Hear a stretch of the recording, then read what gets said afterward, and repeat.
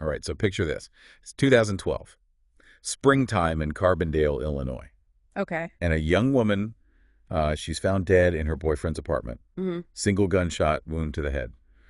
Boyfriend's a police dispatcher, claims suicide, Hmm. but something just doesn't add up. Yeah.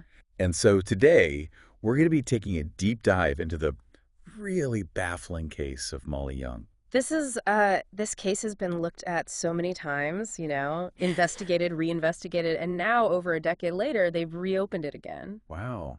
There's just so many questions, surrounding her death.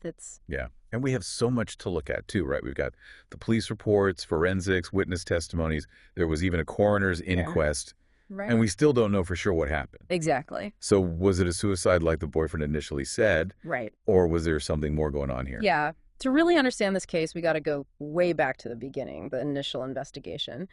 And Okay. right away, there are some red flags. The 911 call, for example. Oh, okay.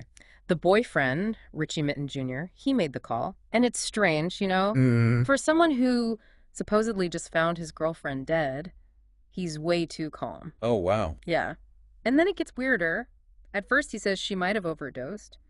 But then, just a few minutes later, he calls back and says, oh, wait, I found a gun under her. So right away, it's like, hold on, which one is it? Exactly. And those changing stories right from the start, they really make you question his whole version of events. Yeah, absolutely. And it sounds like they messed up the crime scene, too, right? Oh, yeah. That was a mess. Like, what happened? Richie was allowed to change his clothes and even go into a bathroom by himself. I mean, who knows what evidence got messed up because of that. That's crazy. It seems like such basic stuff, you know? Yeah. You'd think they'd know better. Yeah, you would think. Whether they meant to or not, it just raises so many questions about how seriously they took the investigation in the first place. Totally. So then there's the roommate, Wes. He gets home later that morning, and apparently there are all these disturbing texts from Molly. Oh, yeah, those texts. One of them even says she's going to shoot herself. But, I mean, do we know for sure she actually sent those? That's the million-dollar question, isn't it? Could someone have gotten into her phone? Right. It's a crime scene. You have to consider that possibility. So, okay, let's look at the forensics. Because in a way, it just makes the whole thing even more confusing, right? Oh, absolutely. The autopsy shows no gunshot residue on Molly's hands, Hmm. which, it's not impossible in a suicide, but it's pretty unusual. Yeah. I mean, it doesn't automatically mean it wasn't suicide, but you have to wonder. Exactly. There are a lot of things that could explain it, like the type of gun or how far away the shot was fired. Right, right. So what about the bullet? What was the trajectory? It went downwards. Again, not typical for a suicide, though it does happen sometimes. Okay, so the bullet trajectory, no gunshot residue. I mean, this is where you really need to reconstruct exactly what You happened. got it. Every single possibility has to be looked at, including the very real possibility that someone else pulled the trigger. Absolutely. Then you've got the DNA under Molly's fingernails. Yeah. And it's Richie's. Right. He said it was from giving her CPR, but, Come on. I mean, come on. The scratches, where they were, how deep they were, and then his DNA under her nails, it points to a struggle. Definitely. And this is where Molly's family comes in, right? Yeah. Because from the beginning, they've been saying, no way. This was murder. Yeah. I mean, they just never believed she would take her own life. They said she was scared of guns, that Richie had been abusive, and they knew her. Absolutely. And that perspective from the people who knew her best, it's so important in a case like this. For sure. It gives you that context about her personality, her fears, her relationship with Richie that you just don't get from the reports. Totally. Yeah.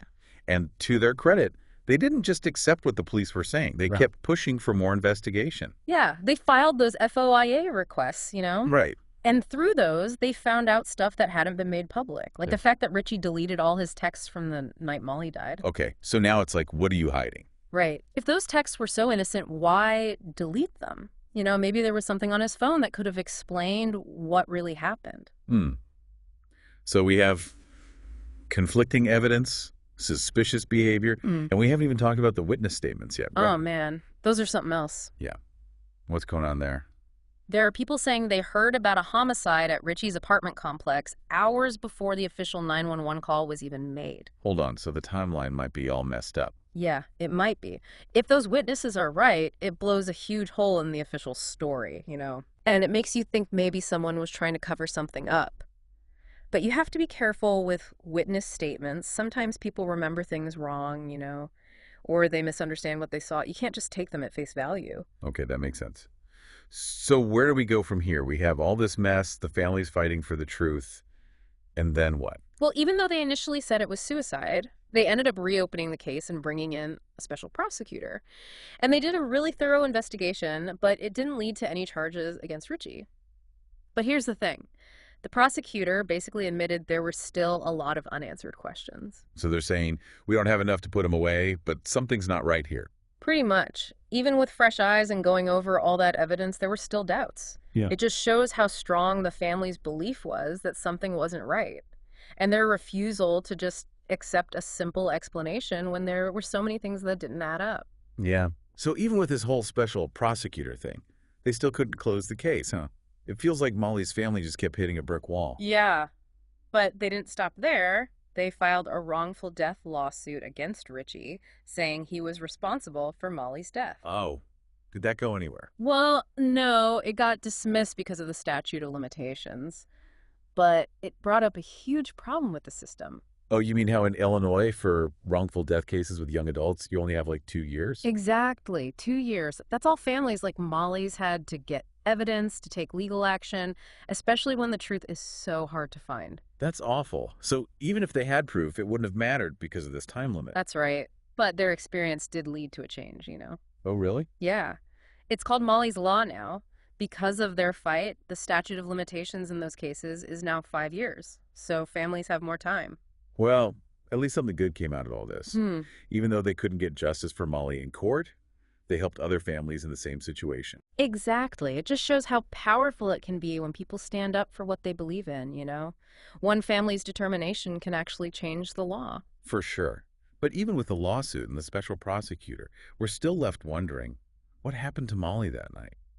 I mean, what if she was suicidal, but someone pushed her to do it? You can't just ignore that possibility, especially with the abuse in their relationship. Suicidal thoughts don't mean someone acted alone, you know? We have to think about how Richie treated her if he might have used her vulnerability against her.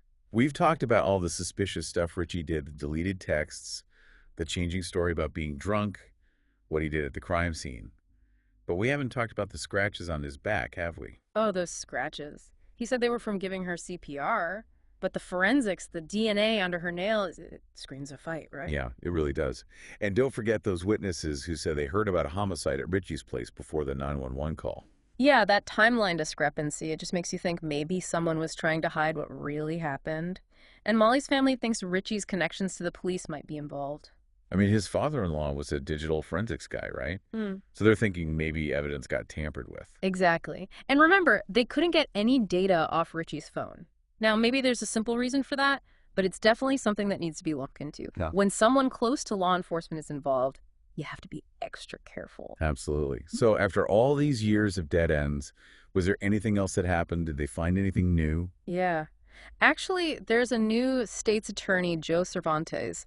He took office and decided to reopen the investigation. Oh, really? Yeah, he's been pretty vocal about it, too. He said he thinks there was foul play and that he would have charged Richie with what they already had. So after more than a decade, there's someone in charge who's actually taking this seriously. It seems that way. It's definitely a step in the right direction.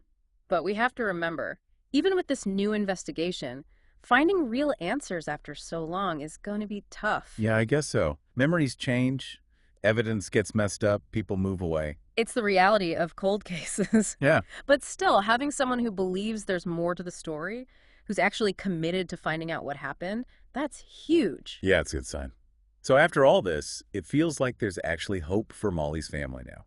It really does. I mean, it's been such a long and frustrating road for them. For sure. And, you know, it shows that giving up isn't always the answer. Sometimes It's- you just got to keep pushing. Absolutely. Persistence pays off. And it's a good reminder that even when things seem impossible, justice is still worth fighting for. But even if they do charge Richie, will we ever really know what happened that night? That's the hard part. Like we've been saying, time makes it tough to get a clear picture. Right. Evidence can disappear, witnesses forget things, and sometimes people just clam up. And that's the thing with cold cases. Sometimes you're left with more questions than answers. It's frustrating, but I guess that's just how it is sometimes. Yeah. But at least trying to get the truth is important, right? Absolutely. Every attempt to find out what happened, to hold people accountable, it matters. This whole case has really made people think about some important stuff too, hasn't it? Oh, for sure. Domestic violence, how we decide if something's a suicide, making sure powerful people don't get away with things. It's all come up. Yeah.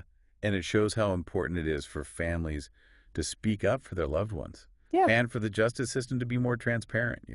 Absolutely. And look, Molly's story is tragic, but it also sparked change.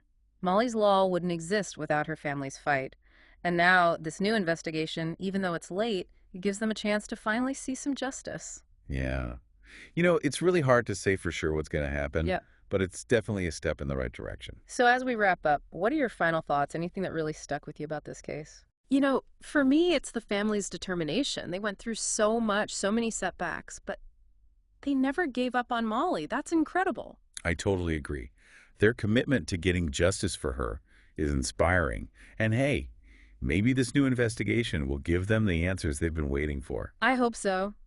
But even if it doesn't, Molly's story reminds us that every life is precious and every case deserves a real, honest investigation. Well said. Thanks for joining us for this deep dive into the Molly Young case. We'll keep you updated if anything new happens. Yeah, we will. And until next time, everyone, keep asking questions, keep digging for the truth. And if you're interested in learning more about this case, check out the articles and resources online. You can find a list of our sources on our website. And don't forget to subscribe to The Deep Dive for more deep dives into these kinds of fascinating cases. We'll be back soon with another one that'll keep you on the edge of your seat. Until then, stay curious.